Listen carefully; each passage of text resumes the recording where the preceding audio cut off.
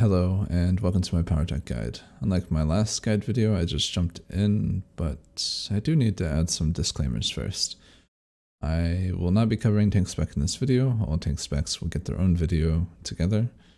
Balancing desperately needs to happen, so I'm trying to slow my progress of covering a lot of classes, as so many can quickly be out of date. However, Powertech is very strong right now, and most of the fundamentals, like Marauder, are unlikely to change.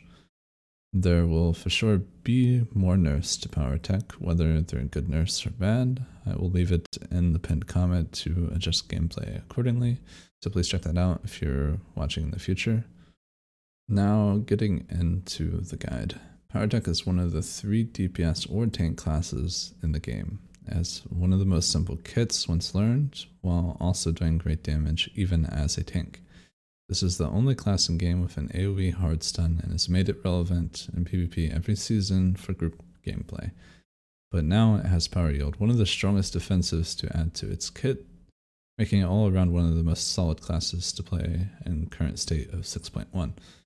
Once you've learned the basics of the game and its mechanics, learning heat management for PT is the hardest thing left to tackle, making PT a very good class for those who are experienced or new to the game. So where does Powertech stand? Well, Powertech is the only one with an AoE hard stun. It's not the only reason they're legitimately the best for group gameplay right now. They do insane damage, and even more if they're taking damage with the right utilities and tactical setup. With the ability to soak up a lot of damage due to the way power yield works, close and personal does damage to people near you. Pyro shield does a considerable amount of damage too, along with power yield giving you a stacking damage boost up to 10% for its duration. While alone, you can still dish out the damage and survive nearly as long as your power yield lasts, depending on how much focus you're taking. With this in mind, it also makes it a great selection for solo gameplay too, once you learn how to play it. In solo ranked, it's still a good class, better than a few selections. It excels with support classes in queue and is often rough without any support classes in queue. Between power yield, Occulto DRs, Pyro, and Life Warden, you can take quite a lot of damage. I do not recommend going into solo ranked as this class if you're not experienced in what other classes can do. You want to prioritize your ability to do damage over playing defensively or saving yourself. It's one of the few melee classes that have stayed true to its identity instead of running away, versus a lot of other classes or other melees. This class does definitely the most amount of damage, and it does even more if they're hitting the target that's hitting them. And what I mean by that is that you get close and personal going off, you got pyro shield going off, you're getting your power yield stacks, and you just do an absurd amount of damage in the first place. So now to get into abilities and why play Powertech. Well, Flamethrower was pretty cool for me when I first started playing PT back at the end of 1.0. However, now we have Searing Wave, a lesser ability played with being a conal ability, which barely land due to the small radius and desync. But fear not, we still have a similar ability to Death from Above called Deadly Onslaught, and boy, is it good. It just needs to be uninterruptible now. Then we go into more iconic abilities like Thermal Detonator, Rocket Punch, Rail Shot, Energy Burst, Immolate, and Scorch. All these abilities not only look good, but sound good. With Bloom on, immolating people is a fiery mess. Scorch is a long dot. You will attempt to apply on everyone, that will leave everyone burning. With Hydraulic Overrides being one of the best movement abilities in the game, it's even better on Powertech, gaining 45% movement speed for the duration. While having access to a 75% slow for 15 seconds, you can really move around as you want or prevent someone from leaving, including having a pull regardless of spec. Your defensives are DR based and a heal below 35% threshold, which are some of the most solid defensives at the moment, leaving little time being vulnerable. There's currently no reason to not try out Powertech in its current state. It has damage, survivability, control, nearly everything you can ask for outside of cleanse and healing. Alright, now to go into gear and must-gets. First thing you'll want to get is Meteor Brawler with super defueled. Experience the big firefall explosions. It's fun. Don't know why they buffed this set then incorrectly nerfed it. Still making it a great set. Second set is Veteran Rangers. It's being buffed soon, and it will be decent. How good will it be? Will it be as good as Brawler? I don't know. I'm trying to get it as soon as possible. I hope some more changes happen to it to make it more competitive versus Meteor Brawler. Then lastly, Bright Price. This is more so for Pyrotech, but works for AP too. It's a more defensive set, but can dish out a lot if you're constantly fighting and taking damage.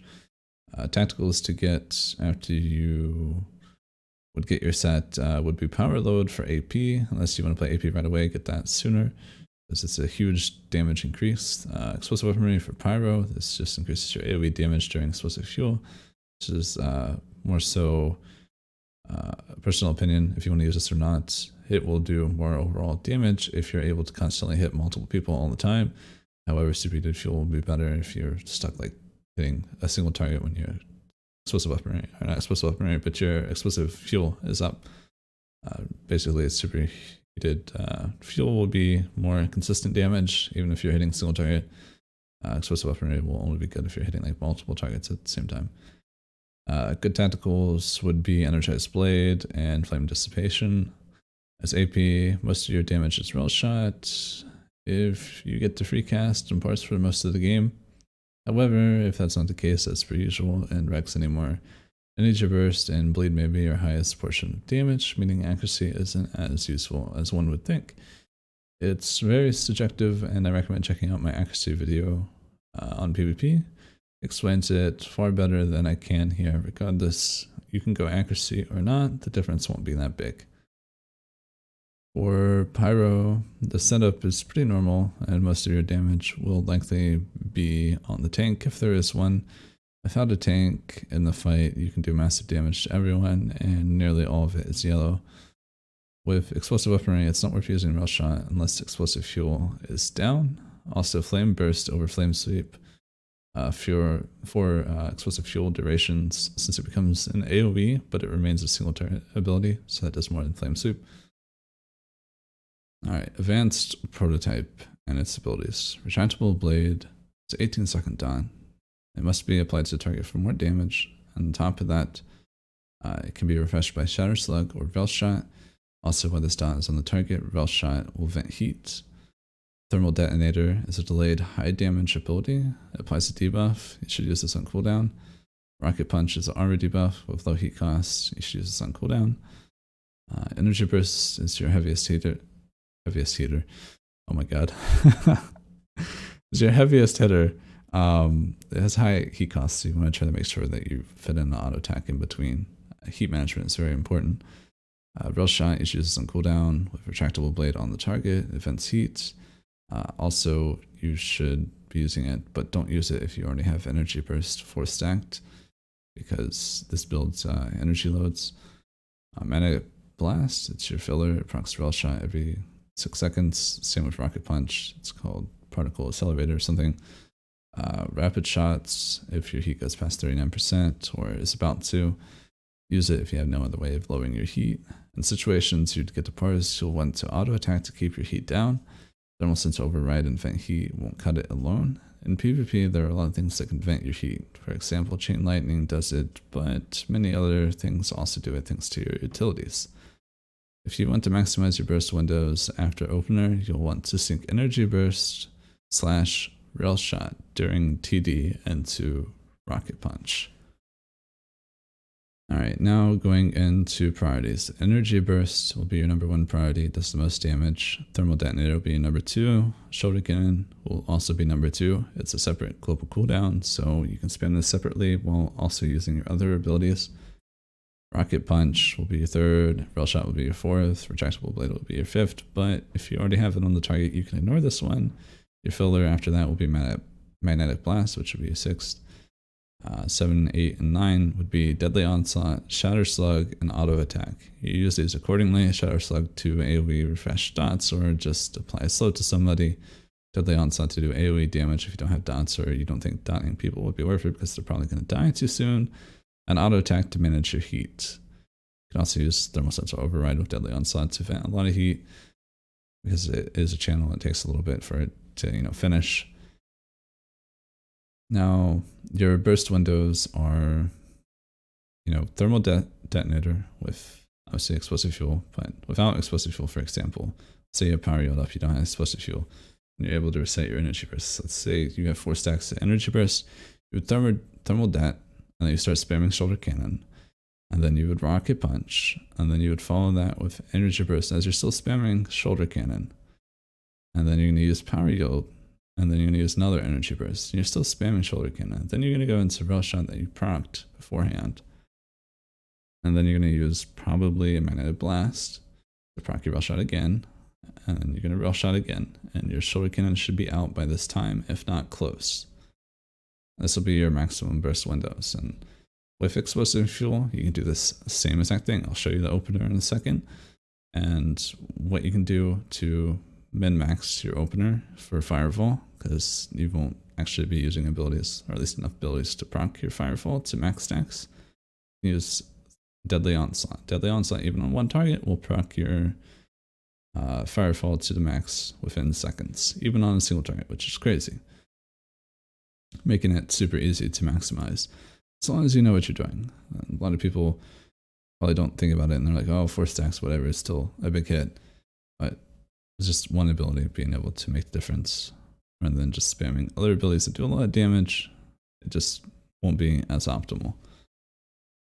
So basically, going into the opener, you would preload shoulder cannon, you would pre-stack your energy burst, you'd flame sweep before getting into the fight. You'd probably throw thermal det from range, and then retractable blade to get the damage increase. Then you would rocket punch, and obviously you would explosive fuel, and start spamming shoulder cannon at the same time you use rocket punch. Then you would energy burst, and then power yield with power load tactical, use energy burst again. You'd rail shot, magnetic burst, rail shot. Your shoulder cannon will be out shortly after you transition to priority. However, and this, as I said before, you can fit in a Deadly Onslaught to max stack your Firefall, so your Firefall is doing maximum damage, making your opener be as deadly as it can be. Just keep in mind that this will nuke somebody, like straight up nuke them. Their health bar will be gone, so expect them to use very strong defenses, if not reflex, and be ready to change targets if you need to. Sometimes you can just take out the retractable blade, as you know that you're probably just going to nuke somebody right in the opener. However, it's totally up to you.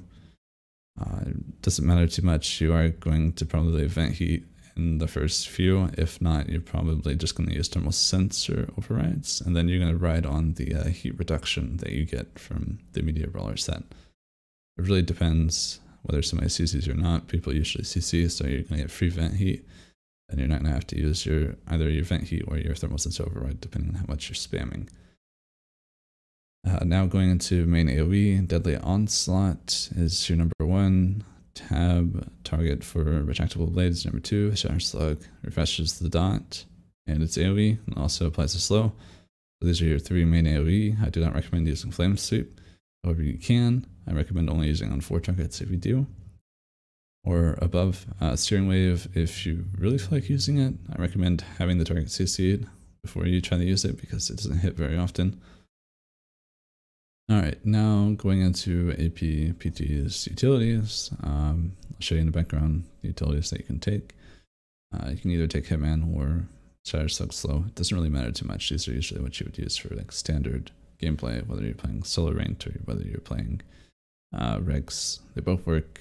There's also some changes that you could take besides just these utilities. So let's say you're playing group ranked or you're playing solo ranked, and there's other PTs in queue, and like the other one has long carb, for example, or you're playing group ranked and the other person has long carb, and you guys are trying to like CC someone out or just CC someone a lot, because AoE carb is super useful, and then you have 5-second hard stun with the other guy that's taking long carb, or if you're taking it yourself. So basically what you would do, obviously you're going to carb once, and then you're going to follow that carb. So it's going to be short carb, then long carb, right? And then the CC combo for like the electrocute, since you have lower cooldown on that. The shorter hard stun, so the one that doesn't take long carb, it's going to hard stun, that's only 4 seconds, and then max out resolve. And then it's going to get followed by the 5-second hard stun, which will max resolve, regardless of whatever the resolve is. So getting that 4-second stun first, and following it with 5, instead of having 8 seconds of hard stun, you know, you're getting 9 seconds, which makes very little difference, but when you are thinking about it in the long term, it's actually quite a bit. What you would drop to take those would probably be Hitman, which is your AOE and your extension to your hydraulics, or you can give up the movement speed. It really depends on like what you're going against. Things you probably don't want to give up as AP is Power Shield, Cultural Breaker, your first 3 utilities, and Skillful, and things that you can't get rid of in Heroic would be any of them besides the Power Yield extension. So try to play around with them and see what you like. It's usually personal preference, but you cannot skip on taking the lower cooldown on your hard stun if you're playing like group gameplay and you want to prioritize stuns and getting CC off and control. And obviously, one person takes long carb, you both take long carb, you're gonna mess each other up. Now going into pretty much the playstyle of APPT. It's the most explosive burst in the game, and it's demanding attention of either defensives or support classes immediately. If you get to have your way, you'll blow somebody up in the opener. While movement is important as melee, you can easily slow your target, CC, and pull. Also, hydraulics is great. You'll end up loving the ability. It's hard to describe how good it is, or just how satisfying AP's burst is. For such a simple class, it's one of the most well done in the game. While other specs are being changed and gutted, this one has changed a lot a long time ago, and for the better in my opinion.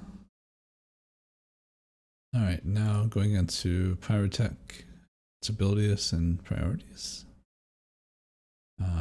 Incinerate Missile is a shorter dot for Pyrotech, and it can be spread by Searing Wave. Scorch is the longer dot. It can't be spread, but if the target dies, it goes to the nearest alive target. It also applies a debuff to the target. Searing Wave does increase damage after Flame Burst / Flame Sweep. It's been used at least twice. It slows the target and also applies a debuff. Flaming Fist roots the target, so that makes Searing Wave a lot easier to land on the target. Immolate is your heaviest hitter. Flame Sweep is your best AoE option, unless Explosive Weaponry is up, so you need Explosive Fuel to be up for that. Flame Burst is your single turret damage, and during Explosive Weaponry it becomes AoE. Shatter Slug is mostly used for the slow, but it's also not bad AoE. And then Deadly Onslaught, it just does a lot of AoE damage, and Auto Attack for heat management. So like the ideal opener, if you're going to hit somebody, is going to either prioritize your burst, or if there's potential to dot spread or do some AoE damage, you're gonna open with Incinerate Missile on the target. You're gonna do that pretty much regardless, because you can use it as range.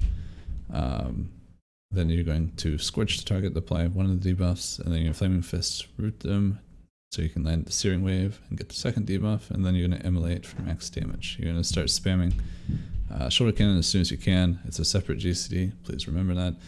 So I guess you could put that like right next to Flaming Fist in priority, so you'll be spamming that separately as you go.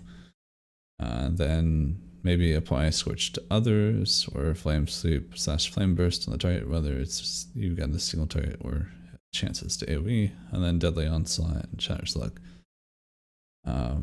Your priority list would be Scorch, that's your number one heaviest hitting, or not heaviest hitting, but the longest dot that you have and also hits the most. Incinerary, if you have your Searing Wave up. Immolate is your highest damage, so you prioritize that. Searing Wave to spread Incinerary. Flaming Fist also procs your Rail Shot, makes an auto crit. Rail Shot if your Explosive Fuel is up. Flame Sweep / Flame Burst, depending on whether you're doing single target or AoE. Deadly Onslaught, Shatter Slug, and then Auto Attack once again. Very simple. There's nothing like too crazy to it, and there's no real rotation to follow.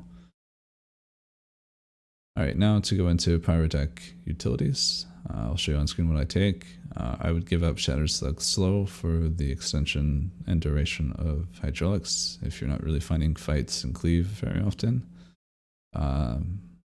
These utilities are pretty standard. Take the Hitman AoE DR just because it gives you more survivability, and you already have .dr, and then you have Kolto DR, and Kolto will heal you, so more times than not you'll actually be pretty tanky and be able to survive. There's many times that I played against a whole bunch of lethality operatives and popped like 19 different Koltos over the course of like a 10-15 minute game. It's insane, and it kept me alive. So having the extra AoE DR definitely saved my life multiple times in that game, for example. But for like group ranked, it's a little bit different. You're still probably gonna want to take the lower cooldown on your hard stun. Well, somebody's probably gonna want to take the long stun slash, longer carb. Pretty much the same utilities as AP. However, you're gonna give up the Pyro shield for the flame suit damage. You will have to give up something good. Regardless, ones I recommend not taking or not getting rid of would be your AoE DR or your Kolto Breaker, because they're very important. Things you could get rid of is increased movement speed, extension on hydraulics, and obviously the shatter sucks though. Now to go into like the playstyle and what you would expect from this is that Pyrotech is a AoE focused spec, and it also is dots, but it's more so AoE than ever. Some of the highest AoE burst in the game, along with CDR and DR for Kolto, making you even more tanky. Not to mention that you also have .dr, just like lethality operative.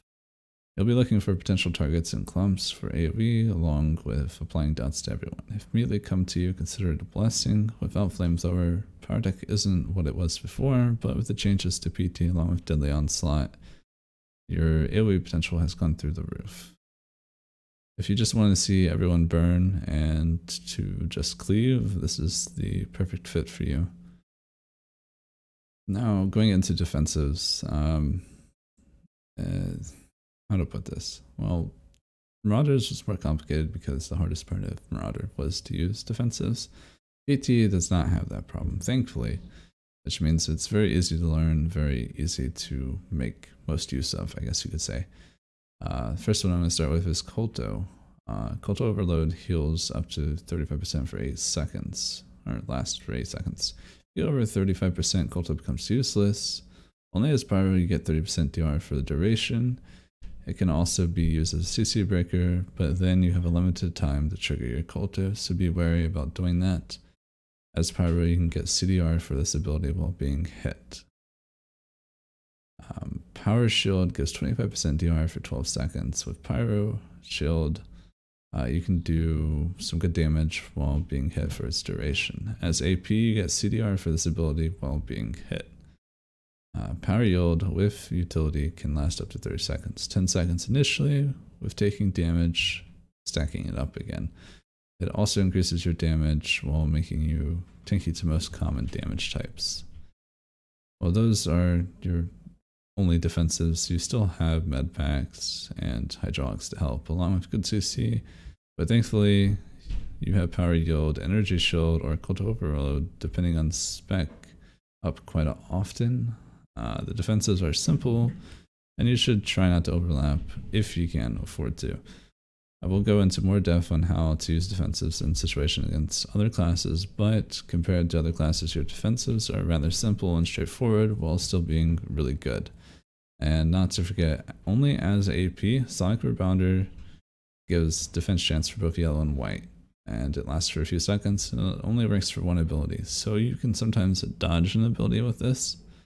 I can't forget that, but it's a very hit or miss defensive, and it's definitely something worth using if you need the dodge chance, or sometimes you just want to save it to get the AoE taunt out for like group gameplay. Alright, now going into dealing with another class, starting with another Powertech. First thing you'll want to know is whether it's AP or Pyrotech. While it is sort of pointless for you two to go at it, AP will have the upper hand for the duration of Power Yield, while Pyro will have the upper hand while it's down. I recommend avoiding this fight in general, but if you have to, Pyrotech can root during Flaming Fist, making it easier to land Searing Wave. CCing and avoiding near the end of Explosive Fuel is a must for both specs. As AP, keeping distance from Pyro is recommended to abuse your slows and the fact that you have longer range than them. While Pyrotech will want to slow and disrupt AP's combos, it's mostly a hopeless fight if they're good. If at any chance you can catch an AP before he yields, you can win, while you will want to use your will nearly immediately to mitigate the incoming burst. Now, going into dealing with a Mercenary. Mercenary slows, net, root, hydraulics, reflect, chaff flare as arsenal, healing defensives, and double jet out is the most formidable range to fight as a Powertech. You need to interrupt them with both basic interrupt and hard stuns, including leap. You need to have them on the back foot. Most Mercenary players won't take full advantage of their kit, and if you can get them on their back foot, they'll likely will forget something. Use both line of sight and your ability to interrupt. You will be in a bad position if they net and jet out, but you can pull them to you. If they use hydraulics in this combo, I highly recommend breaking the net and immediately leap and stunned. CCing during hydraulics is a priority to help stay on target and abuse your slow while it's down. Both PT specs are good at dealing damage to the Mercenaries, so most often you'll be able to win if you have everything. It's not fun against a good Mercenary, nor is it a very fun matchup. So you definitely want to sometimes run away if you have the option, if they are good. Now, going into dealing with an Operative. Operative has a lot, so I won't be listing it all. Just note stem boost DR is something to laugh at, and is a lot of healing if they're good. Try to save your bursts in these windows with a grenade or running away if you can. Operative has 150% reflect on their evasion with utility. This can kill you faster than anything else in the game. I highly recommend hard stunning for the duration of their evasion. With the move speed you have, they can barely get away to heal. You can constantly pressure them. Most operatives fumble really bad under pressure. If you don't pressure them, you're pretty much screwed. Mostly because Operative is quite insane in 1v1. Obviously everybody knows that, but even more so now that they have quite a few things that are nice, like PT. So they have backstab reset, which they're going to lose.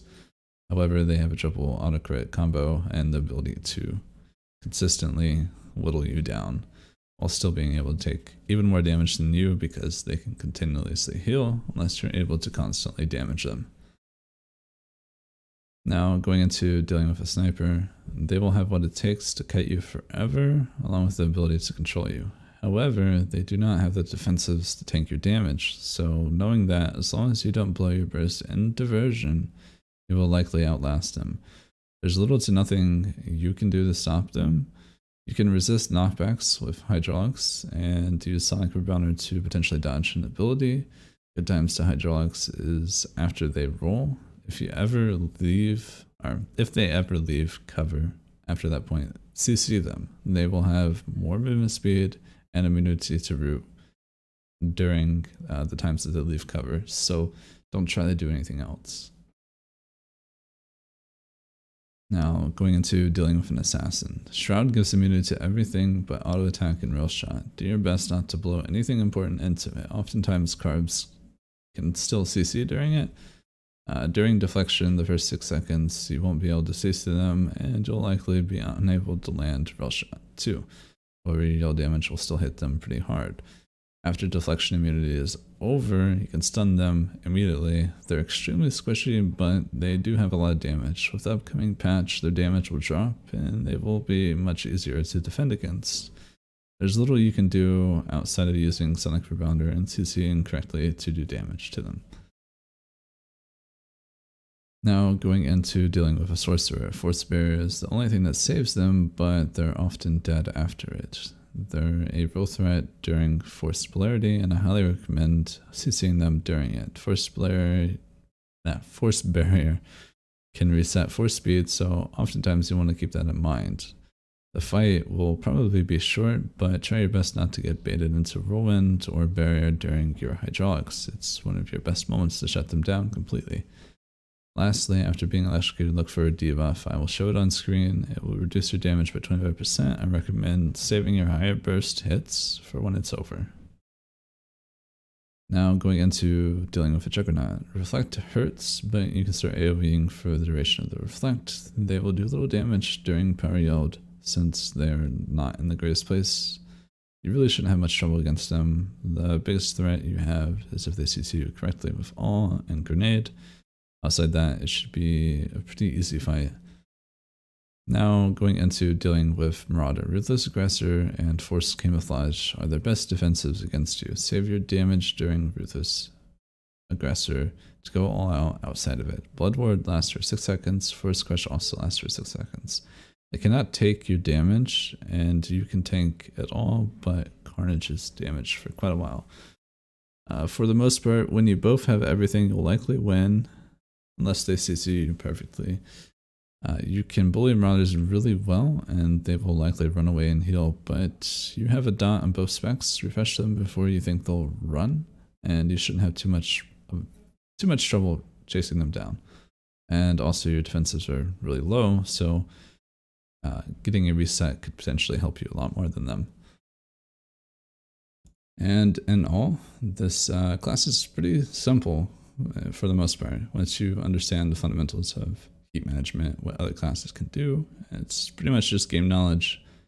Unlike Marauder, for example, you have to learn some very specific things about your class and how they can be used. This one is just flat DR and flat healing. It's pretty simple. The only thing that's really unique is the Sonic Rebounder on AP, where you have a chance to dodge an ability. There's some like niche uses for it, but for the most part, it's very straightforward, very simple. This is why experienced players still enjoy playing PT or enjoy playing PT period. It's very good for new players too. They're learning the game. PT is in a great place right now, and it's probably going to get nerfed, but if you have the chance to play it, especially since double XP is coming soon, if you have a chance to gear it up and play it in PvP, you'll probably enjoy it. And if you guys are watching this in the future, again, as I said probably earlier in the video, the pinned comment will update with nerfs and other stuff like that, important information. I have a document guide that I highly recommend checking out if you're new to the game and you want to get better. And in all, if you guys enjoyed, please consider subscribing. I put quite a bit of work into this guide and my previous one, which I have Marauder guide, and I also have other guides. You can check out my guide playlist. There's quite a few useful videos there, especially if you're new, that'll help you. And even if you are experienced, there are some videos that will probably help you still. And if you guys are looking for tanking, I do recommend checking out my Immortal guide, but my Juggernaut guide from 5.0. I do go into Immortal there, and I talk more about tanking as a whole, not just Immortal. But other than that, I appreciate you guys for watching. Hope you guys have a good rest of your day.